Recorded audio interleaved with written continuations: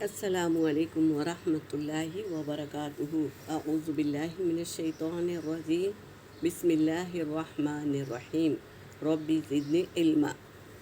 آج ہم لیں گے بیمار کی نماز۔ نماز دین کا ستون ہے، ہر حال میں نماز پڑھنا ضروری ہے۔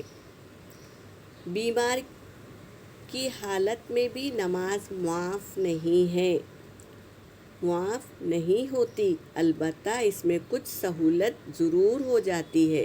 بیمار کی حالت میں آدمی بیٹھ کر یا لیٹ کر نماز پڑھ سکتا ہے۔ اگر بیمار ہے، اس سے کھڑا نہیں ہوا جا رہا ہے، چکر آ رہا ہے، گرنے کا اندیشہ ہے، تو اسے بیٹھ کر بھی نماز پڑھ سکتے ہیں، وہ بتایا گیا ہے۔ اور کن حالتوں میں ہم کو بیٹھ کر نماز پڑھنا ہے وہ بھی بتا دیا گیا ہے۔ جان بوجھ کر بیٹھ کر نہیں پڑھنا، کن حالتوں میں ہم کو بیٹھ کر نماز پڑھنے کی اجازت دی گئی ہے، کن صورتوں میں بیٹھ کر نماز پڑھنا جائز ہے۔ نمبر 1، بیمار میں کھڑے ہونے کی طاقت نہ ہو، بہت بیمار ہے، لاغر ہو گیا ہے، کھڑے نہیں رہ سکتا ہو، تو ایسے لوگ بیٹھ کر پڑھ سکتے ہیں۔ نمبر 2، کھڑے ہونے سے سخت تکلیف ہوتی ہو، کھڑا نہیں ہوا جا رہا ہے، تکلیف ہو رہی ہے، تو ہم بیٹھ کر پڑھ سکتے ہیں۔ نمبر 3، بیمار کے بڑھ جانے کا اندیشہ ہو، اس حالت میں بھی ہم بیٹھ کر پڑھ سکتے ہیں۔ نمبر 4، سر میں چکر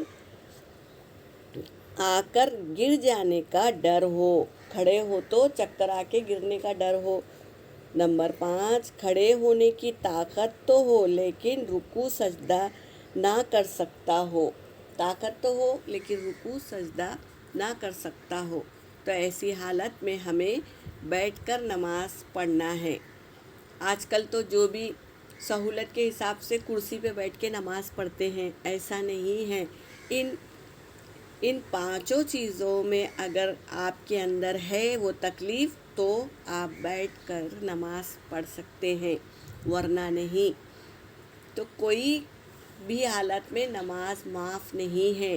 بیمار ہو، ہم کو چکر آ رہا ہو، کھڑے ہونے کی طاقت نہیں ہے، لاغر ہے، یا ہم کھڑے ہونے سے ہمارے پیر میں تکلیف ہوتا ہو، کچھ بھی کوئی بھی صورت میں ہو، تو بیٹھ کر نماز پڑھے۔